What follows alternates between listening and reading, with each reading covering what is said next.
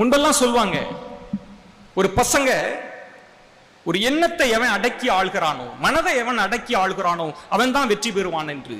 ஆனால் இன்றைய டிஜிட்டல் உலகத்தில் எவன் ஒருவன் செல்போனை அடக்கி ஆள கற்றுக்கொள்கிறானோ அவன் தான் வெற்றி பெறுகிறான். இதுதான் உண்மை. நான் மீண்டும் சொல்வேன், இது மிகப்பெரிய வரம், மிகப்பெரிய சாபம். இது ரெண்டும் தான். இந்த செல்போனுக்குள்ள காண கிடைக்காத மூலிகைகள் இருக்கின்றன, அரிதான மூலிகைகள் இருக்கின்றன. அதே நேரத்தில் விஷப்பூக்களும் இந்த செல்போனுக்குள்ள இருக்கிறது.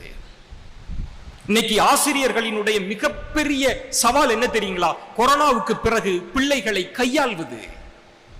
மொபைல் சிக்க வைக்குது, சீரழிக்கிறது.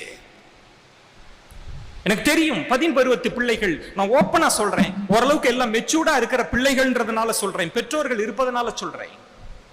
முன்பெல்லாம் ஒரு ஆபாச படத்தை சென்ற தலைமுறை பார்க்க வேண்டும். ஒரு அரை நிர்வாண படம் அப்படின்னா அதெல்லாம் குடும்ப பத்திரிகைகள்லாம் வராது, வீட்டுல எல்லாம் வாங்க மாட்டாங்க. எங்கேயாவது ஒரு ரயில்வே பிளாட்ஃபார்ம்ல போய் வாங்கினா ஒரு அரை நிர்வாண படத்தை பார்க்கலாம். ஆனால் இன்றைக்கு அப்படி அல்ல. நீங்கள் தனியாக இருக்கிற போது நீங்க தட்டினீர்கள் என்றால் ஆபாச படம், அரை நிர்வாண படம் கொட்டுகிறது. அது மட்டுமல்ல, நீங்க நினைக்கிறீங்க இந்த மொபைல் போன், நான் பேசுகிறேன் இது கேட்கல, நான் ஆஃப் பண்ணி வச்சிருக்கேன் நீங்க நினைக்கிறீங்க. இல்லை, நான் பேசுகின்ற ஒவ்வொன்றையும் இந்த மொபைல் போன் கேட்டுக்கொண்டிருக்கிறது.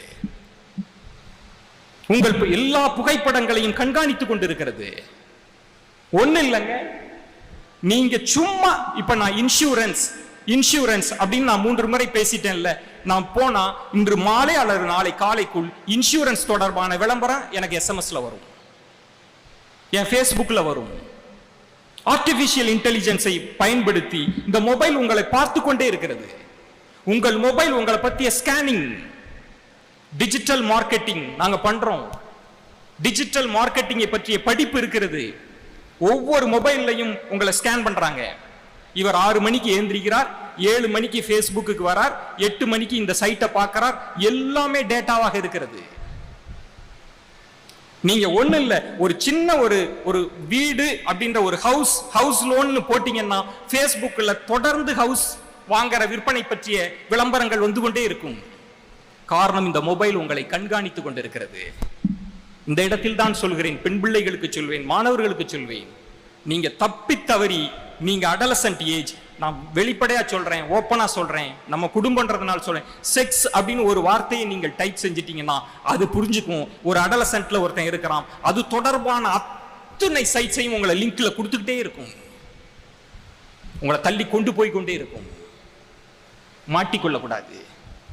நான் பசங்களுக்கு சொல்வேன், நான் அந்த இடத்தில் தான் சொல்வேன், உங்க அப்பாவை நினைங்க, உங்க அம்மாவை நினைங்க. வாழ்க்கையில் ஜெயிக்கணும் தம்பி. நமக்கு இப்ப தெரியாது. நான் போன வாரம் திருச்சியில் ஒரு கல்லூரியில் பேச போயிருந்தேன். கல்லூரியில் பேச போயிட்டு முடிச்ச பிறகு ஒரு நண்பன் வரான், ஒரு உருக்குலைந்த உருவம், சாதாரண கசங்கிய வேட்டி சட்டையோடு வரான். என்னை பார்க்கிற போது நான் அவனை பண்றேன், அவன் என்னை பார்த்துட்டு கேட்கிறான், என்ன தெரியுதா அப்படிங்கிறான். நான் பார்த்த பிறகு பாலசுப்ரமணி அப்படின்னு, ஆமான்னு என்னை கட்டி பிடிச்சிட்டான். வேற யாரும் அல்ல, என்னோட அவன் டிப்ளமா படிச்சவன். நான் எந்த இடத்தில் இருக்கிறேன், அவன் எந்த இடத்தில் இருக்கிறான். அதனால தான் சொல்வேன், பிள்ளைகளுக்கு சொல்வேன், மாணவ கண்மணிகளுக்கு சொல்வேன், வாழ்க்கையில் நட்பெல்லாம் ரொம்ப முக்கியம்.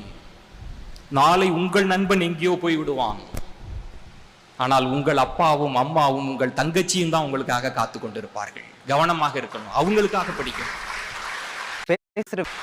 நிறைய பேர் கல்லூரி காலகட்டத்தில் அவன் சீரழிவுகளுக்கு ஆளாவது எப்படி தெரியுங்களா? தவறான பாதைகளுக்கு போவதனால. நட்பு உயர்ந்தது தான், ஃப்ரெண்ட்ஷிப் கிரேட் தான், ஃப்ரெண்ட்ஷிப்பை விட உயர்ந்தது எதுவுமே கிடையாது, நான் ஒத்துக்கொள்கிறேன். ஆனால் பல தவறான விஷயத்துக்கும் ஃப்ரெண்ட்ஷிப் தான் காரணமாக இருக்கிறது. நல்லா இருக்கக்கூடிய பையன் எப்படிங்க போதை பழக்கத்துக்கு ஆளாகிறான்? அவங்க அப்பாவும் அம்மாவும் பொத்தி பொத்தி வளர்த்த பிள்ளை கல்லூரி வந்த பிறகு போதை பழக்கத்திற்கு எப்படி ஆளாகிறான்? ஒரு ஃப்ரெண்டு இன்டியூஸ் பண்றான். கவனமாக இருங்கள் பிள்ளைகளே, இலக்குகளை நோக்கி பயணியுங்கள், ஜெயிக்கணும், வாழ்க்கையில ஜெயிக்கணும். பெருசா யோசிங்க, லட்சத்துல யோசிங்க, கோடியில யோசிங்க. நம்ம அப்பா அம்மாவை அப்படி கொண்டு போய் நிறுத்தணும் என்று யோசியுங்கள், உங்களுக்காக யோசியுங்கள். அப்படி உங்கள் வாழ்க்கையை திட்டமிட்டுக் கொள்ளுங்கள். நான் மீண்டும் சொல்வது இதுதான், திறமை நம்மள்கிட்ட இருக்கிற பெரிய சிக்கல். நம்மிடம் இருக்கக்கூடிய திறமையை நம்மால் அறிந்து கொள்ள முடியவில்லை. எனக்கு என்ன பொட்டன்ஷியல் இருக்கு எனக்கு தெரியாது, எனக்கான ஆப்பர்ச்சுனிட்டி எங்க இருக்கு எனக்கு தெரியாது.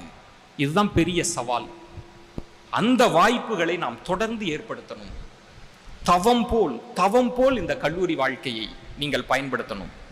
திருநெல்வேலியில் ஒரு